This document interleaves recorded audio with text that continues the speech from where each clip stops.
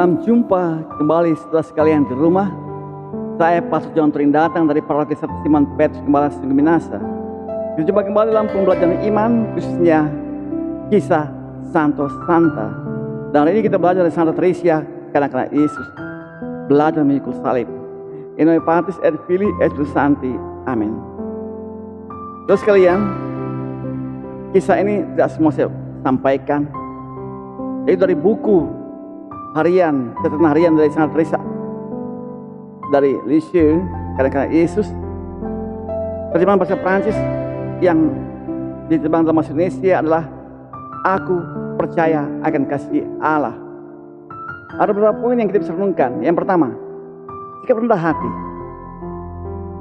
Buku ini ditulis atas perintah Santa Suster Agnes, kakaknya, yang nama biaranya Suster Agnes, tapi nama di rumah adalah Pauline, yang kemudian jadi kepala biara di mana Teresia, kanak-kanak Yesus, tinggal.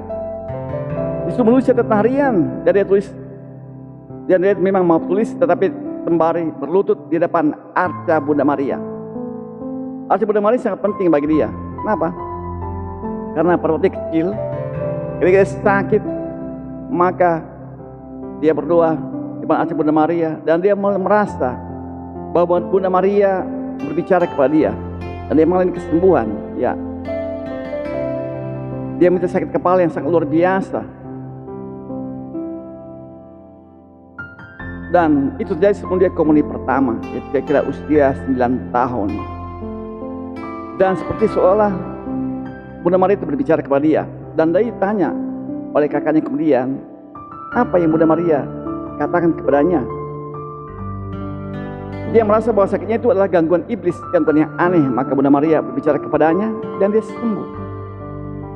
Dia semuanya ingin menyimpan kata-kata itu, tapi karena saudaranya meminta, dia sampaikan. Lalu dia merasa bahwa akhirnya dia kembali sakit. Lalu dia menyadari bahwa suatu pengalaman batin bukan untuk disombongkan, bukan untuk dicitrakan, melainkan disimpan dalam hati untuk diresapi, dijalani. Dia memandang bahwa penceritaan tentang kisah itu adalah suatu kesombongan rohani dan bisa jadi salah sangka dari orang-orang. Jadi kita menemukan bahwa pengalaman batin yang indah pertama-tama untuk direnungkan, disaring dulu, baru kemudian dapat dicitrakan, bukan untuk menonjolkan pengalaman diri, melainkan maknanya apa untuk peningkatan iman, kira-kira ya. Poin kedua adalah Allah mencintai setiap orang. Ini pengalaman dari Santa Teresa karena sejak dia masih kecil, bahwa Allah mencintai setiap orang siapapun itu, mau beragama tidak beragama, orang dulu atau orang sesamanya, Allah cintai. Dan Allah mencintai sepenuh-penuhnya. Ibarat dikatakan seperti gelas, ada gelas besar, ada gelas kecil, dan semua itu sama penuh dengan air. Kalau berlebih itu tumpah keluar. Dikatakan dia mengalami dia berpendapat bahwa setiap orang dikasih oleh Allah secara sepenuh-penuhnya. Setiap orang dipanggil untuk dikasih oleh Allah, siapapun itu. Poin ketiga, bahwa kita mencintai Allah seperti Allah mencintai. Apa itu? Ini dari pengalaman Santa Teresa kecil, waktu dia masih remaja awal. Dia mengasihi seorang teman begitu rupa, tapi salah dipahami. Di situ dia menyadari bahwa jangan pernah meminta dikasih orang, cukuplah kita mengasihi orang itu. Dan kemudian merasa beruntung sekali bahwa dia tidak punya kemampuan untuk memikat hati setiap orang. Dia merasa senang karena dia merasa bahwa Tuhan sudah lindungi dia. Bayangkan kalau dia mampu memikat setiap orang, dia tidak sanggup hadapi itu. Dia senang sekali. Jadi ini juga bisa belajar ya. Kalau kita ternyata tidak punya kemampuan memikat hati orang, jangan takut. Santa Teresa sudah alami itu. Ya. Poin yang keempat, bahwa dia pada usia 9 tahun punya kerinduan untuk komuni dan punya pengalaman tentang komuni itu. Bagi Santa Teresa kanak-kanak Yesus, penerimaan komuni adalah saat rahmat. Komuni bagi dia adalah kecupan cinta Yesus kepadanya. Dia memandang diri bersatu dengan Yesus, dengan Kristus oleh karena komuni itu, ya. Dari suatu kerinduan untuk menerima penderitaan, Dia pandang itu bahwa dengan terima Yesus, dia ikut menderita bersama Yesus. Dia menyatakan diri dengan penderitaan Kristus. Ada satu kesadaran dalam diri saya kadang-kadang Yesus bahwa Yesus sudah siapkan dia untuk jalani salib. Dan dia ambil doa dari buku mengikuti jejak Kristus, yaitu apa? Ubahlah segala kemanisan menjadi kepahitan. Itu doa dari saya kadang-kadang Yesus. Dia masih remaja cilik berusia 10 tahun. Dia punya doa seperti itu dari mengikuti jejak Kristus. Lalu pada penerimaan sakrament Krisma, dia pandang sebagai persiapan untuk menerima kekuatan untuk menderita. Itu luar biasa. Itu persiapan kemartiran dalam hidupnya. Dia memandang semua segala penilaian negatif orang-orang sekitarnya terhadap dia sebagai kesempatan untuk memikul salib, memikul penderitaan. Dia ketika pernah tercengkeram suatu kebimbangan yang sangat dahsyat. Dan dia ceritakan apa kebimbangan itu dalam buku hariannya. Hanya dia ceritakan bahwa dia cerita kepada kakaknya, Mari, ya nama kakaknya itu, bahwa dia mengalami, kemudian dengan dia ceritakan itu dia alami pembebasan. Ini situasi yang berlangsung 1,5 tahun. Dan dia alami pada tahun kedua, pada dia komuni pertama, itu dia alami. Lalu dia juga mengalami bahwa dengan itu dia jangan pernah berharap untuk dikasih oleh orang.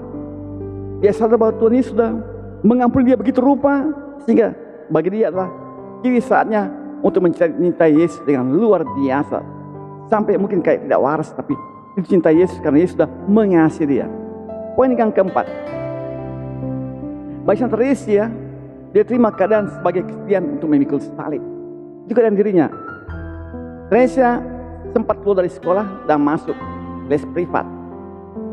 Dan pada les privat itu di rumah orang, dia sering mendengarkan guruan orang-orang cerita-cerita yang sangat duniawi dari tamu-tamu perempuan yang datang ke situ. Karena tuan rumah punya banyak teman, dan mereka sering dengar, dan dia sering dengarkan pujian dari perempuan-perempuan itu, ibu-ibu itu, bahwa dia cantik, menarik perhatian. Tapi Santa Teresia mulai sadar, jangan pernah kagum dengan pujian orang. Ya, biarpun dia nguping, tapi itu anggap sebagai suatu kesia-siaan. Dia bersyukur kepada Santa Pramaria bahwa Pramaria Pramulia tidak membiarkan dia larut dalam dunia kesia-siaan, kesian sebuah kata-kata, kesian dari kata-kata, melainkan mau hidup yang benar. Dia kemudian masuk ke asrama kembali. Dia belajar di situ, di asrama dia belajar untuk jangan pernah tiru orang, jangan pernah berusaha menarik perhatian orang lain. Dia merasa seperti sebuah dongeng, ya, keledai dan anak anjing. Anak anjing disayangi dan keledai juga ingin disayangi, dan ternyata sia-sia. Dan dia belajar itu, jangan pernah tiru orang, menggelengkan jadi diri sendiri. Pada usia belum 13 tahun dia sampai pada kesadaran ini. Jangan coba-coba meniru orang untuk mencari kasih orang, perhatian orang, ya. Akhirnya kakaknya juga masuk biara. Sebelum Pauline lakukan dengan kakaknya Mari masuk biara. Dan dia sudah merasakan bahwa dia sangat kesepian. Dan lagi orang tempat dia curahkan isi hatinya. Dia mengalami kemudian bahwa ada gelombang kedamaian dalam hatinya, yaitu dia belajar berbicara dengan para kudus surga, ya. Jadi kita juga demikian bisa belajar seperti itu. Ketika tidak ada orang yang mendengarkan kita, mari kita ungkapkan dalam bentuk doa, berbicara dengan para kudus, seperti Santa Teresia karena Yesus menceritakan keadaan hati kita kepada para kudus lebih baik. Kisah ini belum selesai, panjang memang, tapi apa yang menarik, yaitu bagaimana seorang anak mengalami pergumulan iman sejak dini dan sungguh mengenal kasih Allah. Tidak perlu orang berusia cukup dewasa, ya, untuk bisa mengalami Allah. Rumah kita bisa jadi tempat kita, atau keluarga kita bisa menjadi tempat kita alami Tuhan. Jadi kita sungguh mengalami kasih yang luar biasa, dan kasih itu diuji dalam kesedihan, bahwa kita ditinggalkan, pengalaman kesendirian, kepahitan. Tapi bagi Santa Teresia karena Yesus, dia masih kecil waktu itu, begitu dia dalam catatan hariannya, dia sudah terima segala hal sebagai hidup kemartiran. Dia mana hidup sebagai memikul salib. Apa maknanya bagi kita? Yaitu bahwa setiap orang dipanggil pada jalan kekudusan. Jika yang kita terima hidup kita berjalan bersama Yesus. Amin. Semoga Tuhan Yesus menguatkan kita belajar dari Santa Teresa, kanak-kanak Yesus, hidup yang biasa. Sampai jumpa pada kesempatan berikut. Ini Pak Adis S. Billy S. Susanti. Amin.